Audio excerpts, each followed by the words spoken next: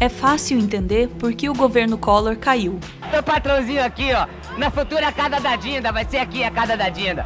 Como você pode ver, tem freezer, tem aparelho de som melhor do que o do Lula, tem tudo aqui, a futura casa da Dinda aqui, do meu patrãozinho. Difícil mesmo seria entender como esse cara chegou na presidência da República. Que Deus ajude o presidente da República, que Deus ajude os seus ministros, que Deus ajude o nosso povo.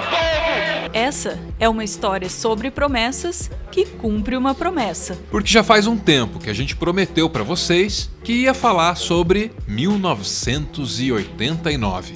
Obrigado, minha gente. Até um outro dia. E agora, no segundo turno, dia 17 de dezembro, o senhor vai votar? No Fernando Collor de Mello. Muito bem.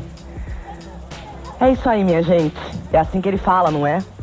Bom, eu acho que vocês já me conhecem. Eu sou a Cláudia Raia e também votei no Fernando Collor de Mello. Parte da explicação para a ascensão do Collor está no apoio da imprensa. E esse apoio já começou no ano anterior à eleição. Essa capa da revista Veja é de 23 de março de 1988. Ela é emblemática, mas não é a única peça publicitária que o jornalismo brasileiro produziu para a campanha do Collor. Para entender como ele tinha todo esse apoio da imprensa, você tem que entender as origens dele. Collor vinha de uma família tradicional, tradicionalmente envolvida em política. E em mais de uma oportunidade, essa família transformou política em caso de polícia. O pai de Fernando Collor é Arnon de Mello. Arnon é o único senador da história do Brasil que matou um colega dentro do parlamento a tiros. Isso aconteceu. Um senador matou o outro no plenário. E o registro em áudio dessa confusão, que aconteceu em 1963, ainda existe. Os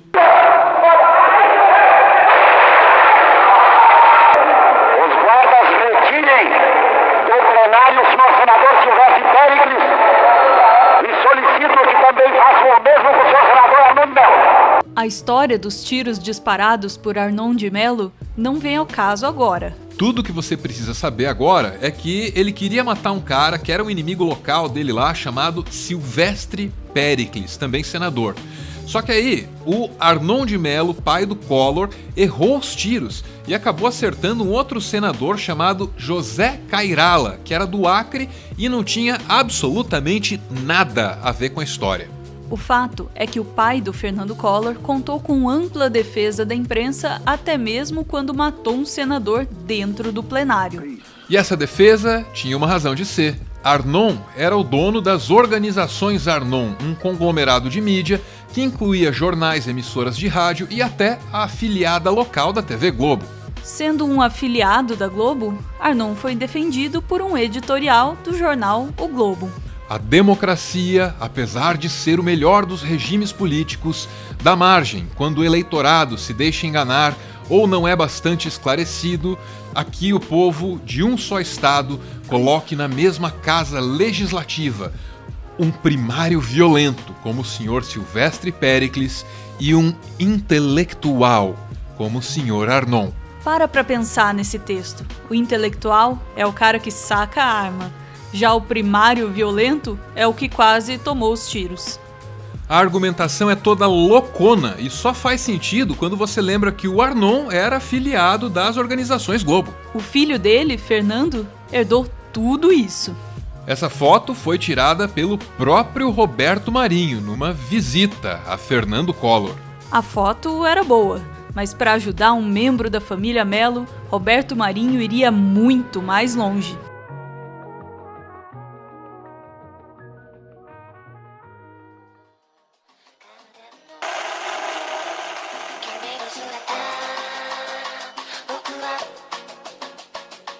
Fernando Collor achava que disputaria o segundo turno com Leonel Brizola. No segundo turno, o adversário até era diferente do previsto, mas os aliados eram os mesmos. 5 dias antes da votação, a TV Record fez uma entrevista de 2 horas com Fernando Collor.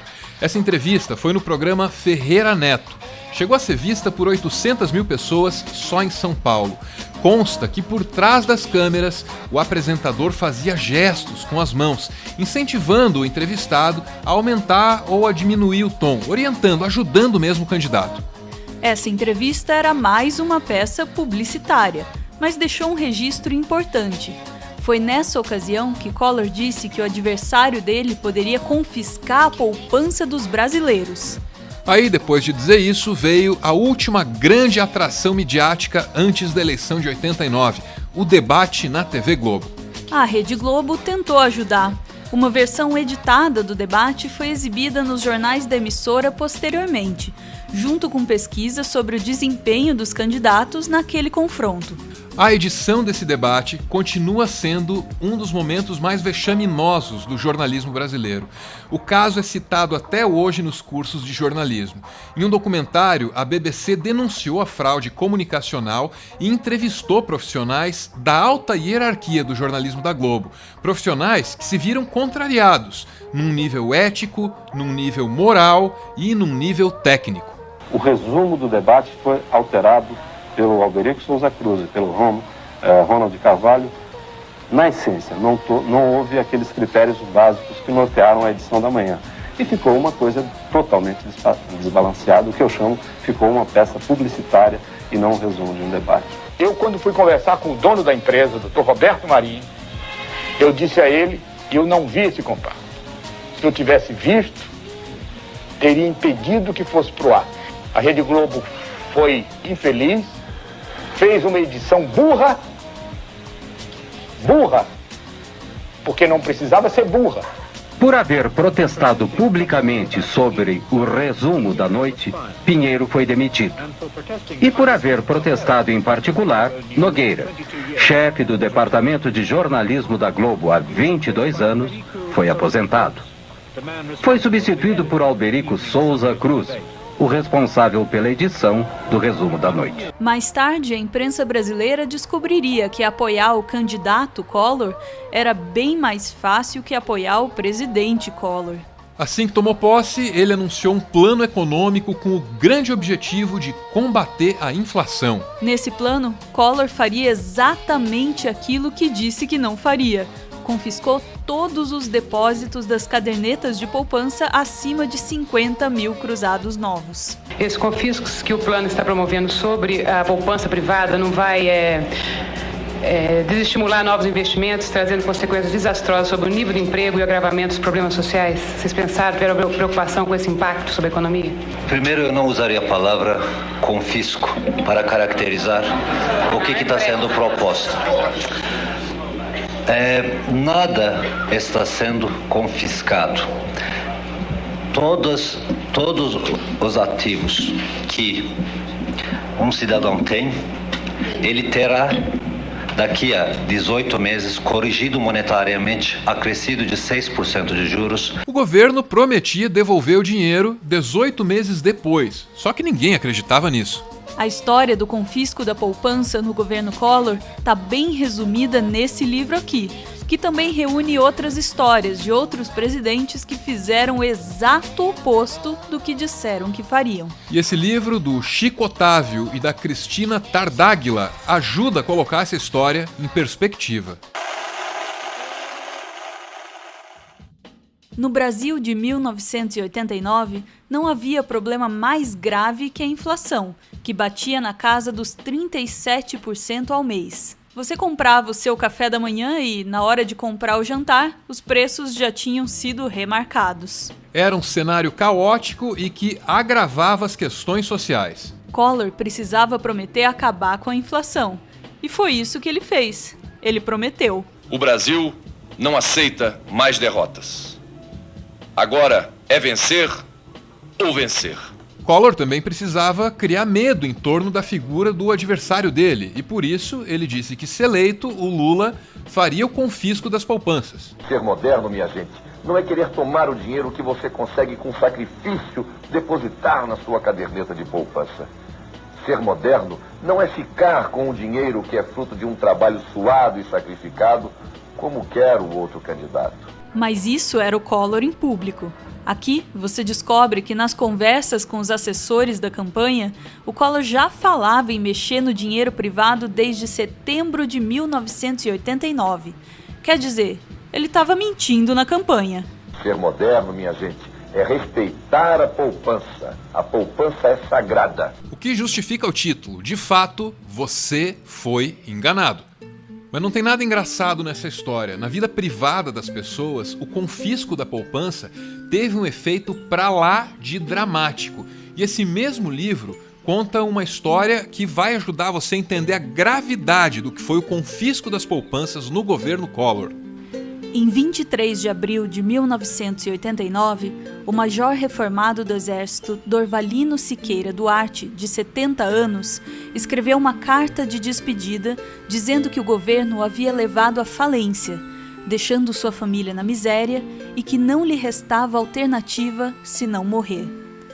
Naquele dia, pouco mais de um mês após o anúncio do Plano Collor, Duarte matou a tiros a mulher, Eli, de 67 anos, a cunhada Edi Semali, de 55 anos, e se suicidou no apartamento da família em Porto Alegre.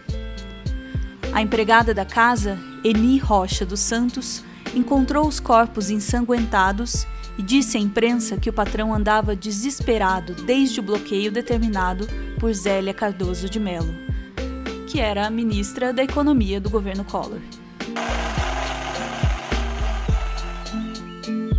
Aqui na liquidação Jumbo Eletro, todo mundo está aproveitando esta oferta. Conjunto 3 em 1 Nacional 70/70 com caixas de 1.350.000 por 1.249.000 à vista. A história do confisco das poupanças no governo Collor é um alerta sobre duas coisas muito importantes. O primeiro alerta dessa história é sobre a tragédia escondida nas soluções simples, rápidas e milagrosas. Perceba que, pelo menos em tese, o plano Collor fazia sentido.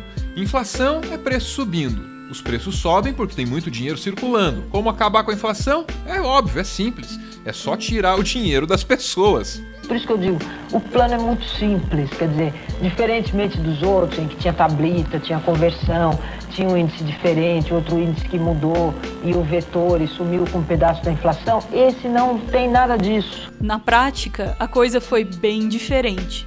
Depois do confisco, a economia simplesmente parou. E a burrada era tão óbvia que nem a imprensa, sempre tão amiga de Collor, se propôs a fazer vistas grossas. Os negócios de fim de semana ficam parados em todo o país, no primeiro domingo do plano econômico que muda a vida do brasileiro. Esta é a feira de carros usados do AMB. Todo domingo passam por aqui 20.000 pessoas que querem comprar, vender ou fazer qualquer rolo. Hoje apareceu pouca gente. Eu vim comprar, mas agora o dinheiro não dá mais para comprar.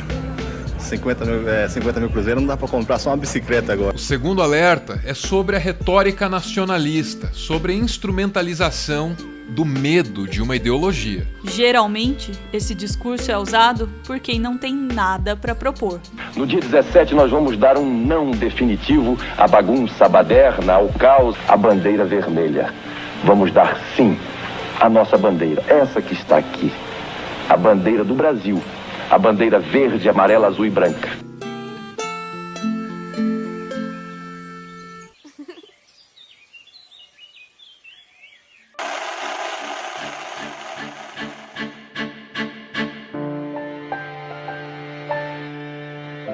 Muito obrigado por ver esse vídeo até o final. Olha só, o livro que a gente mencionou aí no vídeo foi um presente da editora Intrínseca. Eu preciso dizer isso porque é correto. A gente não tem nenhum acordo comercial com a editora, a gente não é pago para recomendar o livro, mas é bem legal, vale a leitura.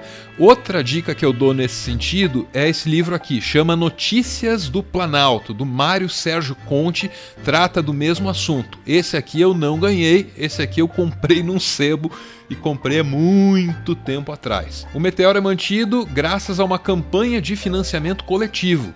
Quem participa ouve o nosso podcast e aparece aqui no finalzinho para receber o nosso agradecimento. Muito obrigado, Diego e Renan, os dois lindos, generosos e agora ingleses. Beijo!